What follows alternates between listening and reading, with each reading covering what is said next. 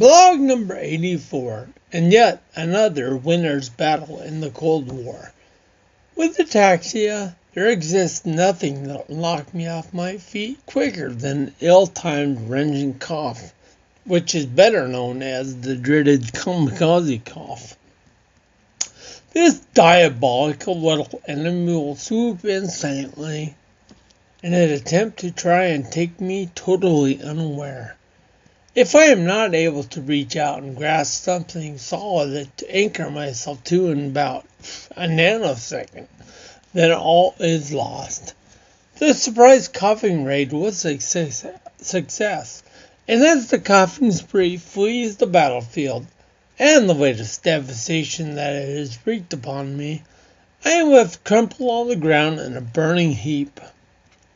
Sometimes during a very severe cold, the ruthless little enemy will circle around and hit me again with another racking coughs before I have even had time to assess the damage from the first wave.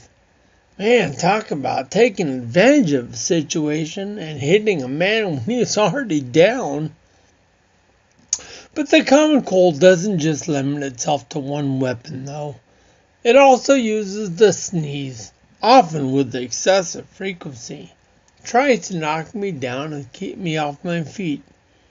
Although another favorite attack in the Cold War, the sneeze maneuver is considered to be slightly less effective in the realm of sneak attacks because it will pre-announce its impending arrival.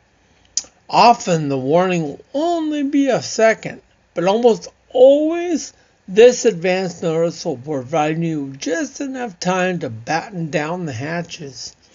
Of course, the sneeze makes up for this slight shortfall in sneakiness with its sheer ferocity and the multiple attacks of its delivery. Being rather unstable on my feet anyway, thanks ataxia, what I would find to be helpful in these situations would be a backpack that held a heavy metal anchor.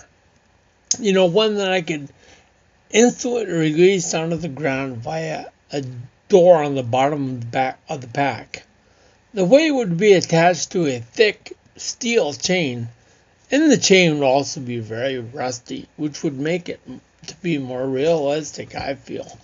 This system might actually serve a dual purpose. The extra bulk may help my balance, like a balanceware vest, and it would allow me to drop anchor at any time, thereby stabilizing myself and significantly reducing the damage done by the coughing or the sneeze attacks. And as if being constantly vigilant for sneak attacks by coughing and frequent sneezing wasn't enough, Cold War comes with some other goodies, like the ever-popular nasal congestion. The endless need to blow my nose is bad enough, but the continual necessity to be seated or to hold on to something first is really putting a limit on what I can do. Now, it has been said before that some people find it to be challenging to walk and chew gum at the same time. Well, I'm pretty hard-pressed to be able to blow my nose and walk at the same time.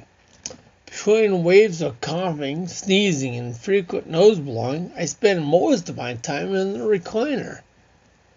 For someone who already swears his words, I find it very challenging to portray my deep sense of overwhelming debt to ataxia. I find the cold to bring with it a further impediment to my clear and precise speech. Because of the congestion, my cursive speech will now have noticeably more of a dramatic flair to all the loops and the swirls and overall general flow. And you need to refer to the last blog for a definition of what I think is cursive speech.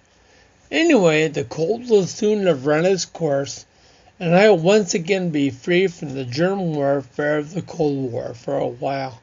That is, until next winter's campaign.